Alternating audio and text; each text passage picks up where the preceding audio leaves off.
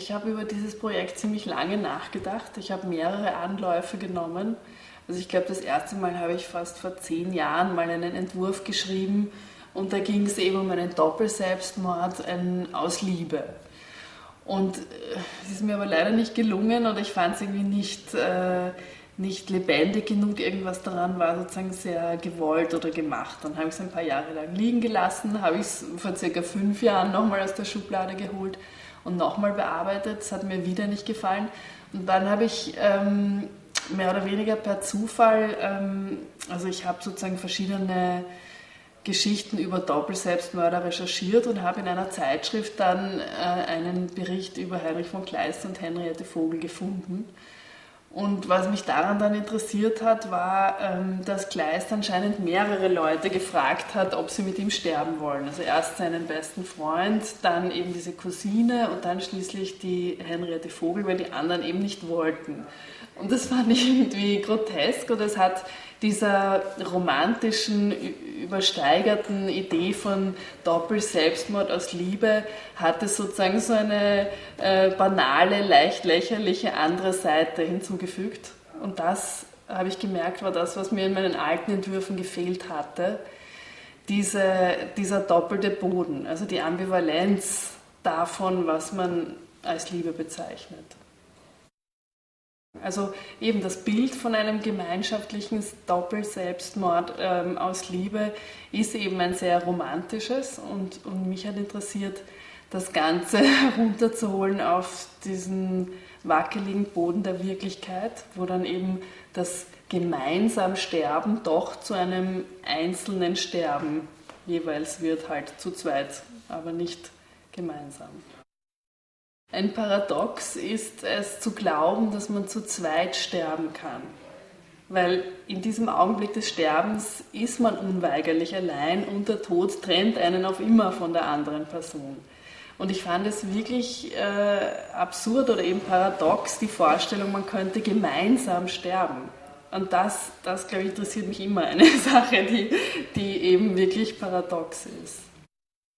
Also es ist keine naturalistische Erzählung, also es geht nicht um den konkreten Fall, zwei sind des Lebens überdrüssig und wollen deswegen gemeinsam sterben, sondern eigentlich ist es wie eine Versuchsanordnung, also es ist eigentlich wie ein Experiment, die Aufstellung dieser Geschichte, weil es mir eigentlich eben genau darum geht, zu erzählen, dass die Liebe ein ambivalentes Gefühl ist, dass man sozusagen im einen Moment denkt, man ist sich nahe, man ist eins mit der anderen Person oder man versteht einander oder es ist Liebe und im nächsten Moment merkt man, wie missverständlich das ist und dass man gleichzeitig auch gegenteilige Gefühle für die Person empfinden kann oder die einen sowieso schon längst irgendwie nicht mehr liebt. Also diese Ambivalenz der Liebe ist das, was mich interessiert hat.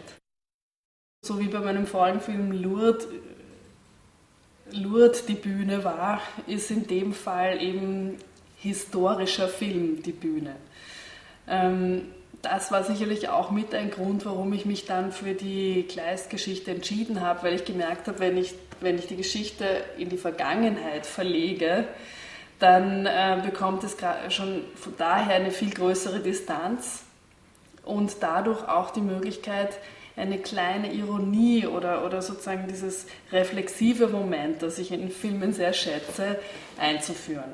Während wenn ich sozusagen etwas erzähle, was in der Jetztzeit oder mir ganz nahe oder Leute in meinem Alter, keine Ahnung, dann ist es viel schwieriger, sozusagen eine ironische Distanz zu finden. Und dabei hat mir eben auch geholfen, die Gestaltung des Raumes, dass das eben nicht, also mir ging es gar nicht so sehr darum, jetzt wirklich ein naturalistisches Bild zu entwerfen, sondern eher ein realistisches. Also ich orientiere mich da sozusagen an der bildenden Kunst, wo man diesen Unterschied macht. Beim Film ja nicht so stark, aber in der bildenden Kunst ist es eben tatsächlich interessant. Die Bilder aus der damaligen Zeit haben wir lange studiert, auch für die Gestaltung von den Innenräumen. Und es ist alles im Studio gebaut. Und das war eben sozusagen nicht nur, ja, weil es einfach ist oder weil man nicht so schöne Palais findet, sondern das war wirklich absichtlich, um das Ganze so scharf zu gestalten, dass man den Gestaltungswillen auch tatsächlich spürt und das Ganze eben etwas leicht Bühnenartiges bekommt. Also da reagieren Schauspieler sehr unterschiedlich. Bei manchen fällt das sehr leicht und andere tun sich damit schwer, weil sie gerne sozusagen auch ihre eigene Figur differenzierter gestalten wollen. Und das ist ja an sich auch gut. Also es ist in Wirklichkeit so, dass dadurch, dass ich sehr klare Vorgaben habe, Bildausschnitt, Choreografie, Text, woran eben nicht gerüttelt wird, dadurch ist es ja schwierig, wo ist die kleine Lücke, wo ein Schauspieler sozusagen noch Lebendigkeit einbringen kann. Deswegen bin ich eigentlich immer sehr froh, wenn ein Schauspieler sich wehrt gegen das Korsett und versucht noch etwas einzubringen, weil sonst wird das Ganze natürlich trocken. Ja. Und danach gehe ich auch. Also wenn ein Schauspieler eben, das passiert auch während des Castings, etwas einbringt, was mich selber überrascht oder wo sich eine Frage auftut oder wo ich denke, wie ist das jetzt gemeint oder wieso sagt er das so oder was steckt dahinter? Also wenn das gelingt, wenn der Schauspieler diese Ebene noch aufmacht, dann bin ich meistens am allerglücklichsten, weil dann wird es erst richtig interessant. Es gibt, glaube ich, nicht so viel überliefertes Material von Henriette Vogel. Also ich habe versucht zu finden, was zu finden war. Sie hat auch ein paar Briefe geschrieben und so. Und es gibt irgendwie ein Porträt von ihr oder zwei. Aber ich glaube, ich hatte den Eindruck, allein die Tatsache, dass eine Frau sich unter welchen Umständen auch immer, ich nenne es jetzt mal, verführen lässt, mit einem Mann gemeinsam Selbstmord zu begehen, deutet für mich ja schon darauf hin, dass sie eine gewisse Passivität hat oder dass es etwas gibt, also dass sie vielleicht leitbar oder lenkbar ist oder dass sie zumindest so wirkt.